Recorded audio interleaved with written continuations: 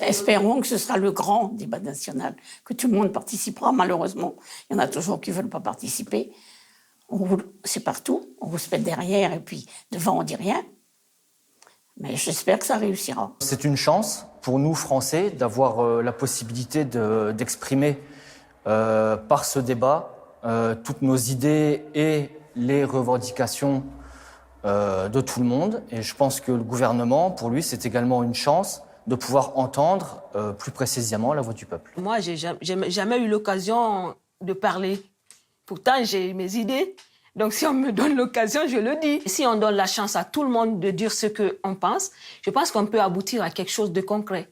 Je pense qu'un débat, c'est bien déjà, parce qu'on a besoin de débattre. Les personnes qui prennent les décisions n'ont pas forcément le recul de la population. Une mère au foyer ou une personne qui se lève tous les jours à 6h et puis qui finit à 23h pour pouvoir nourrir sa famille n'aura pas le même recul, la même vision de la vie que le chef d'État. Jusqu'à maintenant, on ne venait pas forcément nous voir, nous demander ce qu'on pense de telle chose ou de telles idées ou de telle loi. Ou on nous l'imposait. Ce grand débat permettra aux Français déjà d'avoir la parole, de dire un peu ce qu'ils pensent, d'être peut-être enfin écoutés. Le grand débat m'inspire pas grand-chose, je vous le cache pas. Moi, je suis vraiment à fond avec donc le fameux mouvement des Gilets jaunes parce que, en tant que citoyenne, je les soutiens à 2000%. C'est fait pour se réunir et j'ai envie de vous dire pour parler de quoi, pour aboutir à quoi.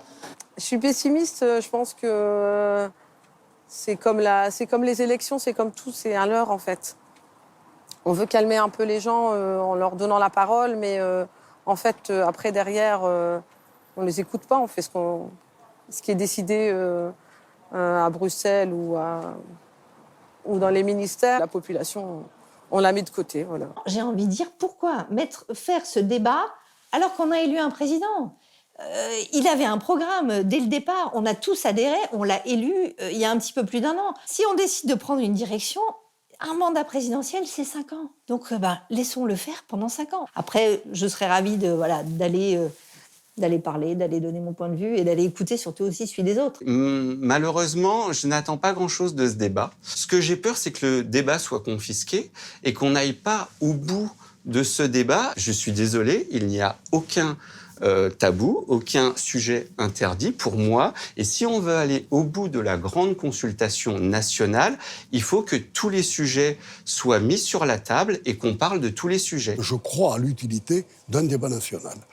Pourquoi ? Parce que, la démocratie, si vous voulez, ça ne se résume pas à un vote. C'est pas possible. Le vote, c'est la sanction du débat. Dans les partis politiques, même dans les syndicats, dans les communes, etc., il n'y a pas de débat. Un grand débat comme celui-ci est intéressant pour revivifier un peu la démocratie à différents niveaux. Pour moi, le grand débat national, c'est vraiment une chance pour tout le monde de s'exprimer et de faire porter en fait le mal-être des gens qui dure depuis des décennies. Enfin pouvoir avoir du changement, mais avec la voix des gens, du peuple français, plutôt que des technocrates parisiens. J'espère que ça ne sera pas un débat qui tourne à la cacophonie. Ça ne pourra marcher que si les personnes en charge des débats et si les gens qui débattent acceptent de se dire à un moment « Ok, mon problème personnel, je l'ai évoqué » ou « Le problème personnel des autres, je l'ai entendu » et maintenant, essayons de travailler sur une solution pour tous. C'est important de remettre les choses au clair, que celui qui représente l'État, donc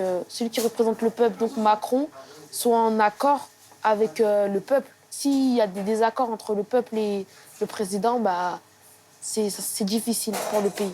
Il y a une phrase qui me vient en tête, c'est le peuple s'intéresse à la politique quand la politique vient à lui. Si on veut sortir de l'impasse, si c'en est une, on a besoin d'un projet fédérateur et qui fasse rêver aussi les générations futures. Et donc, fédérer, à mon sens, une France qui l'est peut-être plus trop.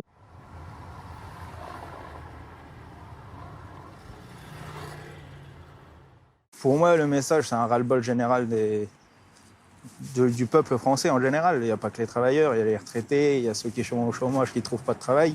Un ras-le-bol envers l'État en lui-même, parce que c'est l'État qui nous impose des taxes. C'est ça qui a fait que les gens s'énervent, c'est pour ça qu'il y a de la violence. Je trouve ça dommage, parce qu'on ne devrait pas en arriver à là pour pour s'en sortir. En fait. Les Gilets jaunes, ils sont là pour... C'est une petite révolution. Je retiens qu'ils sont en train de se débattre tous pour que notre vie soit meilleure. Je pense que c'est ça, parce que de les entendre parler, ils parlent des retraités, ils parlent des handicapés, ils parlent de l'avenir. Ce qui est exprimé de mon point de vue, c'est un vrai ras-le-bol, une rage, il y a énormément de rage, et c'est aussi une prise de conscience de beaucoup de gens qu'ils peuvent faire quelque chose pour leurs droits, et ils ont trouvé des moyens d'action qui parlent et qui ont un sens et qui ont un impact. Enfin, les choses bougent, quoi, en fait. Enfin, ça va avancer. Ça m'inspire que du bon dans l'idée. Quand ça a démarré, le président, il était loin et il a mis beaucoup de temps, je trouve, à répondre. Donc après, il ne faut pas s'étonner que ça ait pris une ampleur pareille. C'est comme si on continue à regarder le match alors qu'en fait, il y a le feu dans la cuisine, en fait. La cocotte, elle brûle et on continue à regarder le match. Il n'y a rien qui nous inquiète que ça. C'est pas ce qu'il fallait faire. Quand il y a le feu, on l'éteint. C'est une rébellion des citoyens au gouvernement. Moi, par exemple, j'ai 2 travails pour subvenir aux besoins de mes 2 enfants. Parce que j'ai envie de faire plaisir à mes enfants. J'ai pas envie de me dire, voilà, on va dans un magasin. Non, maman, elle pourra pas. Si maman, elle travaille pour, et même si elle passe un peu moins de temps avec toi, mais au moins, elle peut faire un peu plus plaisir. Ah, je comprends d'autant plus les gilets jaunes, ça, c'est sûr. À 4000% même, je peux vous le dire. Ils veulent améliorer le niveau de vie, c'est tout. C'est des gens comme moi qui veulent s'en sortir. Quand on arrive au fin du mois et qu'on n'arrive pas à joindre les 2 bouts, ou qu'on est à découvert à la banque, ou qu'on a un prêt qu'on n'arrive pas à rembourser, on est entre deux, nous. On n'est pas riche, on n'est pas pauvre, on est la classe moyenne. C'est la classe moyenne qui souffre le plus. Parce qu'on n'a pas d'aide, parce qu'on travaille, et on n'arrive pas à s'en sortir. C'est le peuple qui se réveille contre la modernité, contre l'informatique, contre la robotisation, contre les finances planétaires qui dominent l'humanité. Et le peuple se réveille. J'analyse cela comme la lumière de la France pour éclairer le monde. Pour moi, le mouvement des Gilets jaunes, c'est le ras-le-bol de toute la France, mais il est exprimé d'une certaine manière. Il y en a qui sont toujours aussi pacifiques et d'autres qui se radicalisent. On a tous vu les images avec l'avenue des Champs-Élysées en flammes.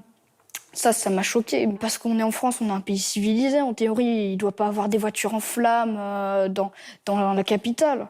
Les Gilets jaunes, ils en avaient un ras-le-bol de tout qui augmente, ok, mais après, bloquer certaines personnes qui travaillent, moi je trouve pas ça super cool, quoi. S'ils veulent vraiment bloquer, autant qu'ils aillent directement à Paris, là-bas, s'ils veulent bloquer. Ici, bloquer les ronds-points, tout ça, empêcher les gens de travailler, moi je trouve pas ça cool. Le message, je pense que c'est la France qu'on appelle périphérique, qui a énormément souffert. La France dans laquelle il n'y a plus d'industrie, les petites villes, les villes moyennes dans lesquelles le cœur de la ville n'existe plus. Donc le rond-point, c'est la place du village. C'est la nouvelle place du village où les gens vont discuter parce qu'il n'y a plus de café, il n'y a plus de tabac, il n'y a plus rien dans cette... Il n'y a plus d'industrie, il n'y a plus de richesse. Et il n'y avait plus de solidarité. Ce malaise social, c'est l'expression d'un dysfonctionnement de notre système économique et finalement, si on continue à réfléchir, notre système capitaliste dans lequel on vit. Le fait que toutes ces personnes expriment tellement leur malaise, c'est qu'il y a des laissés pour compte, c'est que ce système ne fonctionne pas. Quand on les écoute, on voit bien qu'il n'y a plus de rêve. Il n'y a plus de perspective, il n'y a plus d'espoir. Le Français ne voulait plus continuer avec le Parti socialiste ou le Parti de droite. Ils voulaient sentir vraiment un changement d'un pays, de la France, de leur vie. Ils ont vu Emmanuel Macron, donc c'est quelqu'un de nouveau, c'est un parti qui a jamais existé. Les Français pensaient qu'il y avait une certaine énergie, une certaine forme de changer vraiment la forme de gouverner la France. Et donc, au bout d'un an et demi, donc ils ont compris que c'était pas vraiment ce qu'ils attendaient. Et donc, c'est pour ça que ça a éclaté de cette façon. C'est un ras-le-bol général pour moi. Et c'est pas un ras-le-bol qui est là depuis l'élection d'Emmanuel Macron, avec l'enchaînement des quinquennats de présidents. Je pense à François Hollande, Nicolas Sarkozy, Jacques Chirac et même François Mitterrand. les Français ne se retrouvent plus dans la politique menée en France. Emmanuel Macron, qui essaie de réformer le pays comme il le peut, et veut aller trop vite pour moi dans l'avancée sociale et économique. Et donc les Français, ils s'y perdent, ne veulent pas un changement radical, mais un changement progressif pour moi. Donc le changement radical n'a pas plu aux Français. Et pour moi, la stratégie politique d'Emmanuel Macron n'est pas la bonne. Ces personnes qui se retrouvent dans des ronds-points, dans des manifestations, ils se sentent revivre, retrouver une identité. Ils ont l'impression d'exister. C'est vraiment pour une fois dans leur vie, quelque chose qui les touche. Toutes les autres revendications, c'est pas ça. L'important, c'est d'exister. On voit bien, les Gilets jaunes, ils sont heureux actuellement. Ça va pas durer, parce que de la violence va venir. Il y a déjà eu beaucoup de violence, ça va revenir. Mais ils sont heureux d'être ensemble, au coude à coude, et de s'entraider. Mais cette énergie-là, on en a besoin pour le changement.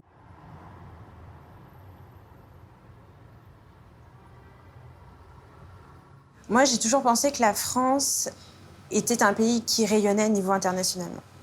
Donc, ce niveau-là, moi, j'ai vraiment pas peur. On est une patrie qui a un pouvoir, qui se fait entendre au niveau international. On a de bonnes industries, aéronautique, armement.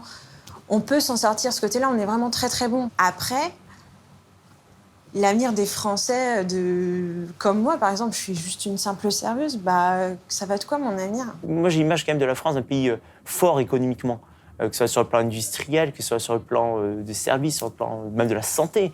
C'est un pays qui est extraordinaire, la France. On se plaint, mais on ne se rend pas compte de la chance que l'on a de vivre en France, que l'on soit soigné quasiment gratuitement. La France, je pense que c'est un pays solide, qui a les reins solides, et qui s'en remettra. La France devait s'appuyer sur les piliers qu'elle avait déjà mis, la démocratie, la liberté d'expression, d'autres libertés, pour maintenir sa place aujourd'hui dans le monde.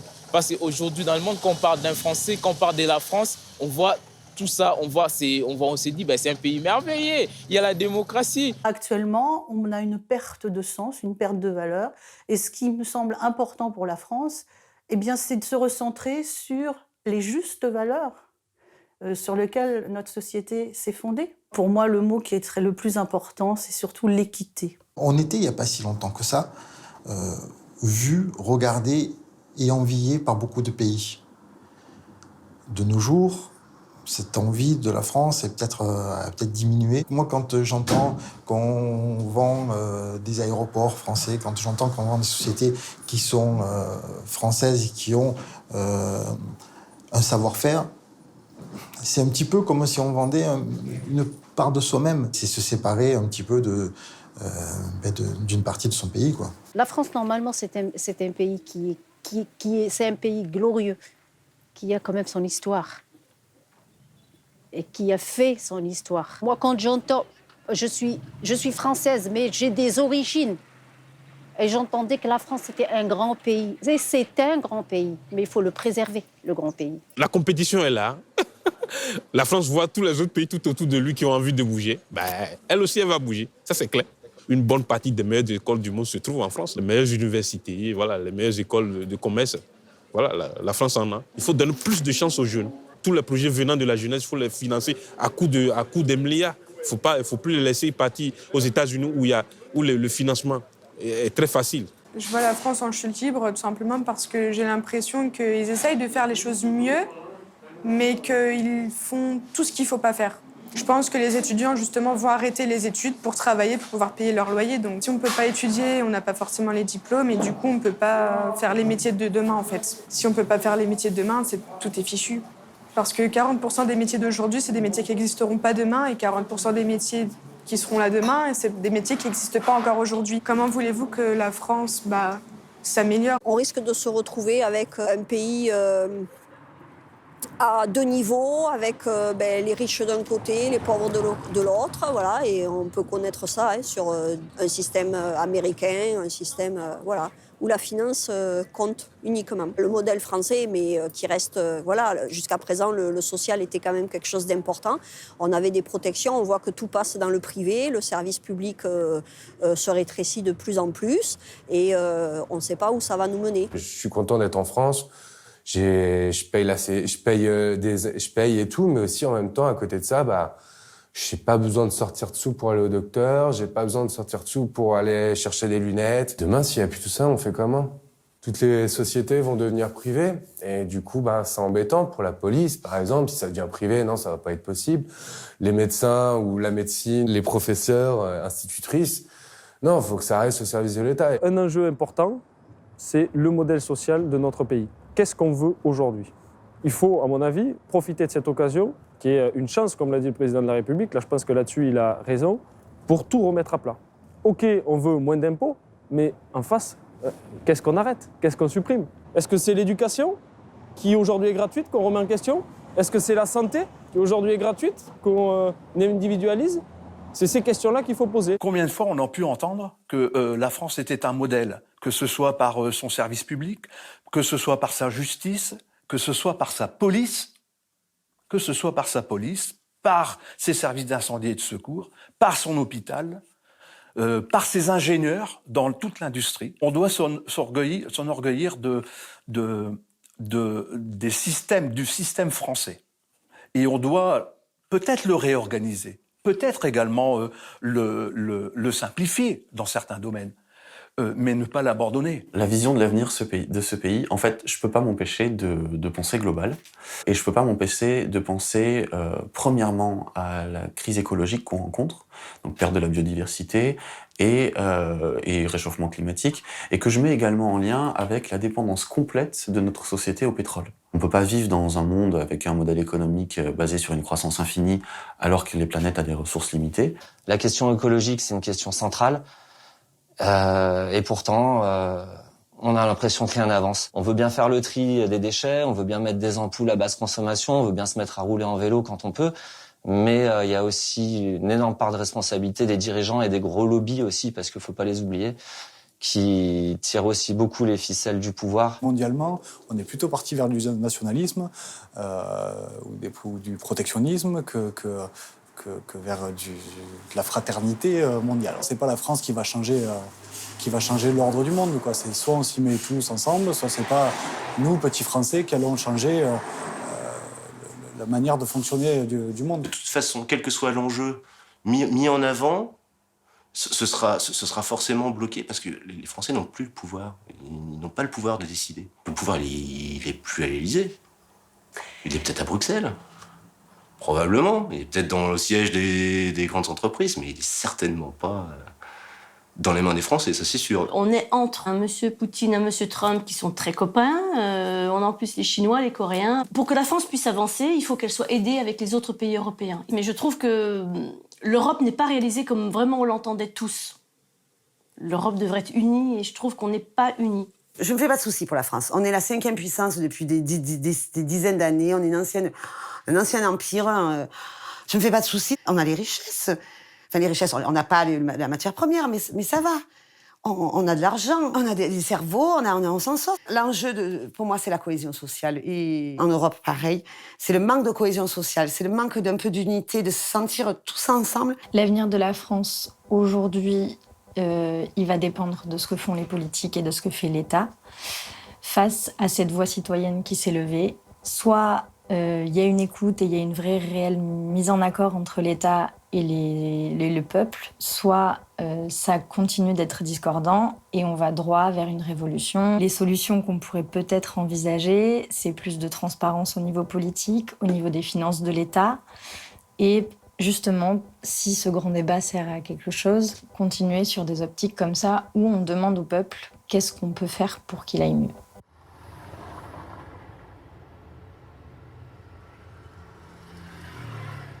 Ça devient invivable de vivre tous les jours, de me lever le matin, d'aller au boulot, de rentrer le soir crevé et de faire que payer ses factures et se retrouver au milieu du mois avec le compte à zéro. Ça fait 40 ans qu'on a un mode de fonctionnement avec des taux d'imposition, avec des prélèvements sociaux de tous les côtés. Et à chaque fois qu'on a un homme politique qui arrive, il propose des petites évolutions, des petits changements à droite et à gauche. Mais concrètement, on reste toujours avec ce même fonctionnement. Actuellement, la mère de toutes les batailles, c'est le logement.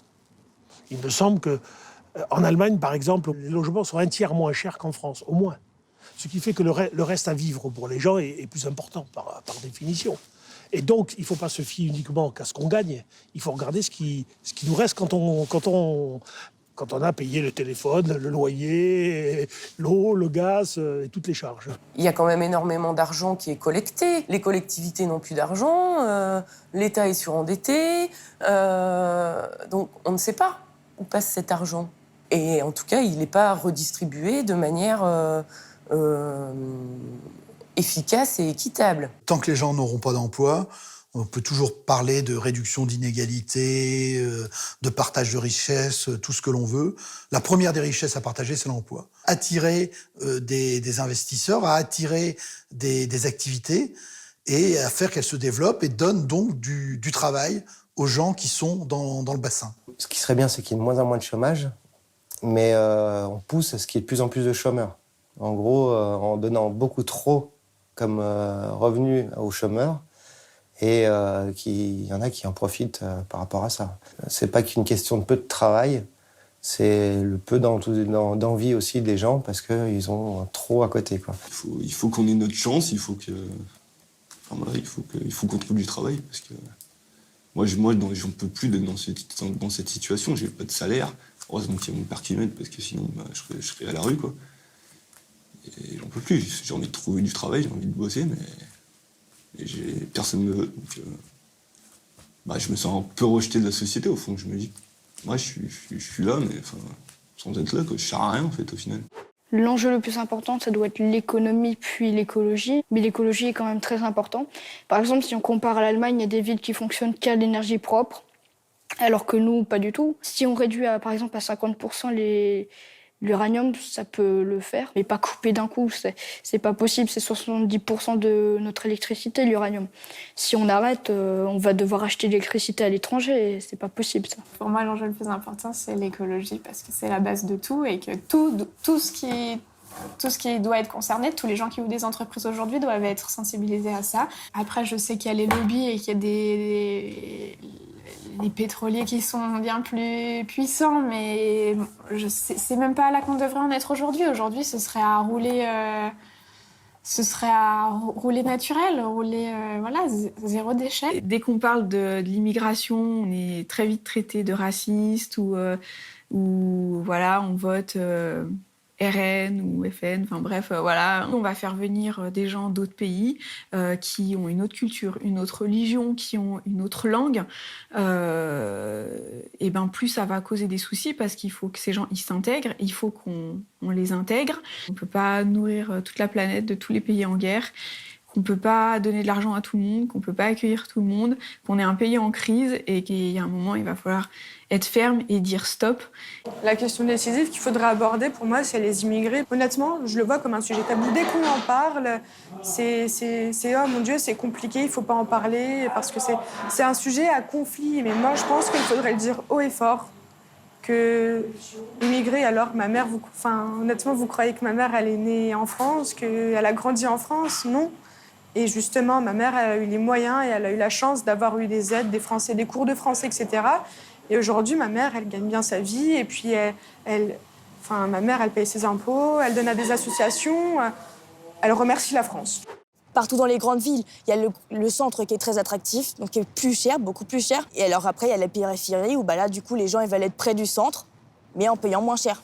La périphérie, c'est un quartier un peu mort. Il n'y a rien, il n'y a pas d'activité, on ne fait rien là-bas. C'est un peu laissé à l'abandon. Une poste ouverte plus de 2 heures la semaine, c'est pas mal, c'est pratique. Une école à proximité, pas des groupements scolaires qui réunissent 15 communes avec des bus qui circulent entre les deux, des fois. Les examens chez un spécialiste, c'est 1h30 de route. Les maisons sont moins chères, le paysage est joli, mais ça ne suffit pas remplacer des services publics. Ma question, c'est est-ce qu'on a le droit de vivre encore en ruralité? Les mairies et les communes, elles souffrent énormément, quoi. Elles ont moins de rentrée d'argent. Si elles ont moins de rentrée d'argent, elles ne peuvent pas entretenir les routes comme avant. On n'a pas Internet, on n'a pas la fibre optique. Je pense sincèrement qu'ils nous prennent pour des gros ploucs. On est quand même 50% de la population, c'est pas rien. Moi, personnellement, ce que je souhaiterais qu'il se passe, notamment, moi, je parle pas que de mon quartier, hein. Je parle des quartiers populaires de France, c'est qu'il y ait de la mixité sociale. C'est ça le souci. Parce qu'il y a il n'y a pas de mixité sociale, en fait. On a l'impression qu'on a une barrière entre les personnes. On se sent exclu de la société, en fait. C'est ça le truc. Si on sera tous égaux, on pourra tous réussir. Comment aider nos enfants et nos ados qui vont rentrer après dans le monde du travail. Je pense que ça, ce sont des choses qui sont importantes puisque c'est eux qui vont travailler pour la France demain. Et je pense qu'il y a un flottement. On s'occupe effectivement peut-être des écoles et on s'occupe des chômeurs ou de ceux qui viennent de travailler, des retraités, etc. Mais il manque cette passerelle au centre. La finalité des jeunes qui sont en fin d'études, qu'est-ce qu'ils font? Ils partent à l'étranger. Je sais qu'on va parler, par exemple, de l'emploi, des retraités, de tout ça. Mais nous, malheureusement, la jeunesse, l'éducation, ça sera bâclé. Il y a les chercheurs de demain, il y a les ingénieurs, il y a les avocats, il y a les juristes de demain. Si la France, elle veut avancer, elle doit investir dans la jeunesse. Je pense que là, on va surtout parler de tout ce qui est taxe d'habitation, CSG, ISF, des orientations économiques. Mais l'orientation politique, on va l'oublier. La seule remarque qu'ils ont à faire vis-à-vis du référendum d'initiative citoyenne, c'est que les gens vont voter n'importe comment. Mais c'est ce qu'on disait déjà à l'époque des femmes quand elles ont eu le droit de vote. Pour moi, tous les citoyens ne sont pas plus bêtes que les politiciens. Et ils peuvent aussi avoir de bonnes idées. Qu'on pense ensemble, qu'on se pose ensemble pour réfléchir à un autre système de démocratie, parce que la démocratie, là, il n'y en a pas. Moi, depuis que je suis petite, je m'intéresse à la politique. Et le moment où j'ai pu voter, ça a été émouvant. Et je me suis rendu compte que ce n'est absolument pas un pouvoir. Voilà, c'est la seule chose que je peux faire, et ça, c'est pas un pouvoir. Parce que les représentants ne me représentent absolument pas, parce qu'on vote pour des gens contre des gens, parce que c'est des campagnes de com de plusieurs mois, parce que c'est plus des gens qui pensent à l'humain. Il y a des gens qui nous dirigent et qui veulent pas que ça change. Et ça devient pénible. C'est des gens qui sont des hauts fonctionnaires, qui sont indéboulonnables. Mais c'est important parce que quand vous voulez changer quelque chose et que vous êtes nommé ministre, vous êtes un élu. Mais quand vous avez une administration comme Bercy, par exemple, prenons Bercy, ils s'en fichent des élus. Les gens, ils sont là, les hauts fonctionnaires, c'est un peu eux qui décident. J'espère que ça va remonter et que ça, on va en parler un petit peu plus. La clé va se trouver dans la répartition du pouvoir politique. Il y a le pouvoir, il y a le peuple. Et le problème, il est là. Il faut que le peuple retrouve une espèce de pouvoir exécutif qui appartient actuellement qu'à une classe un peu élitiste. Et c'est ça, le gouvernement, pour moi, doit concéder des choses. Le peuple doit aussi comprendre qu'il a besoin de se faire guider et être fier en fait de pouvoir prendre des décisions globalement. Si on sort de ce qui se passe en ce moment par le haut, la France a un énorme avenir, elle a un énorme potentiel. La France, c'est le luxe, c'est ses fromages, c'est son vin, c'est son esprit d'entreprise. Le plus important pour ce pays, c'est surtout de croire en sa jeunesse et en ses citoyens. Parce que de toute façon, que ce soit la France ou n'importe quel pays dans le monde, ce sont les citoyens qui font vivre et grandir un pays.